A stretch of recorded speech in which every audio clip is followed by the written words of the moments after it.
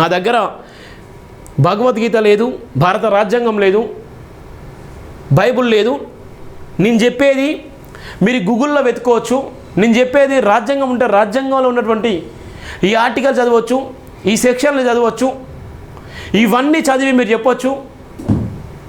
తప్పు అనిపిస్తే నిజంగా నాతో మాట్లాడవచ్చు. బట్టి చదివితే మనం కూడా చదువుతాం. బట్టి చెప్తే శ్లోకం చదువుతాం. బట్టి చదివితే మనం ప్రపంచంలో ఉన్నటువంటి ప్రతిదీ కూడా చదవగలుగుతాం. ఇలా భయంకరమైన పరిస్థితులు, భయంకరమైన ఇబ్బందులు, భయంకరమైన అవమానాలు చేసేటువంటి ఒక్కసారి నీ వీపు నువ్వు చూసుకో.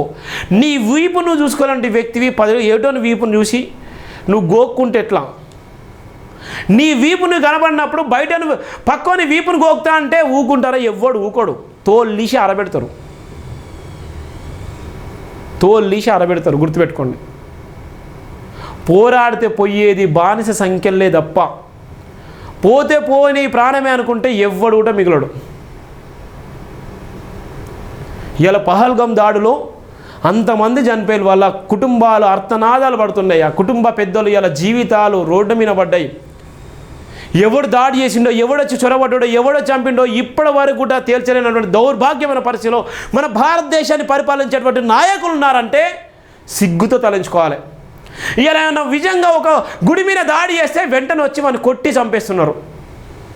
అరే నాయనారా, మీరు మారని రాని అని చెప్తున్నాను. మారకపోతే మన బతుకులు మారాయి. నువ్వు దాడి చేసేది ఎవరి మీద కానీ నువ్వు ఎస్సీవి, ఎస్టీవి, బీసీవి, మైనార్టీవే. నువ్వు దాడి చేస్తుంది ఒక అగ్రవర్ణం మీద కాదు, ఒక రెడ్డి మిన్నో, వెలవ మిన్నో, కాపు మిన్నో, కమ్మ మిన్నో, ఒక బ్రాహ్మణు మీద నువ్వు దాడి చేయట్లేదు. అర్థమైందా? ఎవరి మీద చేస్తున్నావు? నీ పైన నువ్వే దాడి చేసుకుంటున్నావు. నీ చరిత్ర తెలియకుండా మూర్ఖత్వంగా ఉంటున్నావు. నువ్వే హిందుత్వంలో పుట్టినట్టుగా, పైనుంచి ఏం ఊడిపడ్డట్టుగా, తల్లి గర్భం నుంచి నువ్వు పుట్టినట్టుగా ఆ విధంగా బతకకండి. ఆ విధంగా నీ జీవితాన్ని నీ పిల్లలకు పాపంగా తగలియకు. ధర్మాన్ని ధర్మం అని చెప్పు, అధర్మాన్ని అధర్మం అని చెప్పు. అంతేగాని ఇలా ఉన్నటువంటి పరిస్థితిలో నేను హైలైట్ కావడం కోసము నేను ఏది పడితే అది మాట్లాడతాను, చర్చిల మీదకి పోయి దాడి చేస్తాను, పాస్టర్ల మీద ఇష్టానుసారంగా మాట్లాడతాను, నేను డబ్బులు ఇచ్చేస్తాను. ఇవాళ క్రైస్తవ సమాజాన్ని అంతా ఆ చర్చిలు ధ్వంసం చేయాలి, ఆ చర్చిలో ఉన్నటువంటి స్థలాలన్నీ గుంజుకోవాలి, అక్కడ ఉన్నటువంటి జెండాలు పెట్టాలి, మేము హైలైట్ కావాలి. అరే నాయన, నువ్వు సర్పంచ్వో లేకపోతే వార్డు మెంబరో నువ్వు అయితవా గుర్తుపెట్టుకో. ఈ విధంగా దాడులు వేస్తే నువ్వు ఎమ్మెల్యేవా, సర్పంచ్వా, జడ్పీటీసీవా, లేకపోతే పొలిటికల్ లీడర్గా నీ జీవితంలో కావాలనుకుంటే నువ్వు అయితవా ఒక్కసారి గుర్తుపెట్టుకో. అన్ని మతాలు, అన్ని కులాలు అందరూ కలిస్తేనే ఐకమత్యం. అదే భారత రాజ్యాంగం. ఇలా ఉన్నటువంటి ప్రపంచ దేశాలు ఇలా కొట్టుకొని వస్తున్నాయి. ఇలా ప్రపంచ దేశాల్లో ఆకలి చావులు వస్తున్నారు. శ్రీలంక లాంటి దేశాల్లో కూడా ఆకలి చావులు వస్తున్నారు.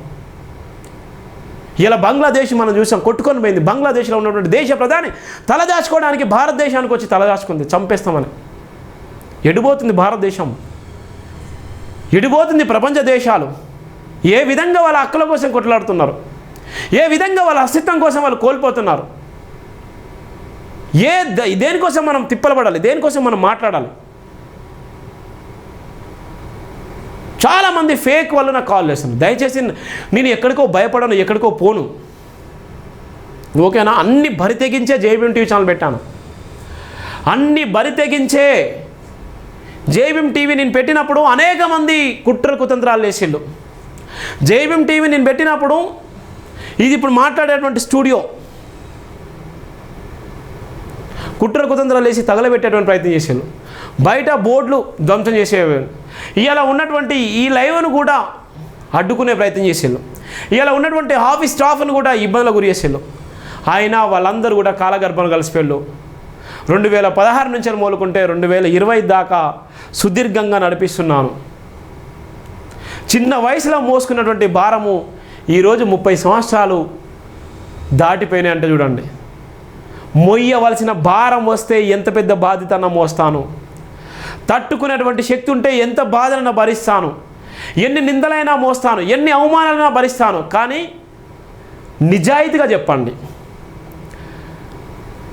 ఒక అబద్ధము నిజం ఎప్పటికీ కాదు. ఒక నిజము ఎప్పటికీ నిజంగానే పరిగణిస్తుంది. మనం అబద్ధం ఆడి నిందలేసేటువంటి ప్రయత్నం చేస్తే అది ఏదో ఒక రోజు నీ వీపుకు తట్టుకుంటుంది, నీ ఒంటి మీద మొత్తం అది ఒక విషంలాగా మారుతుంది. ఎవరు చంపకపోయినా నువ్వే చచ్చిపోతావు. అందుకోసమే మనం ఏ విధంగా ఉండాలంటే రాజ్యాధికారానికి దగ్గరగా ఉండాలి. ఎస్సీ ఎస్టీ బీసీ మైనార్టీలు, మతాలు, కులాలు అందరి సమానమే. మనందరం కూడా అన్నదమ్ముల్లాగానే ఉండాలి.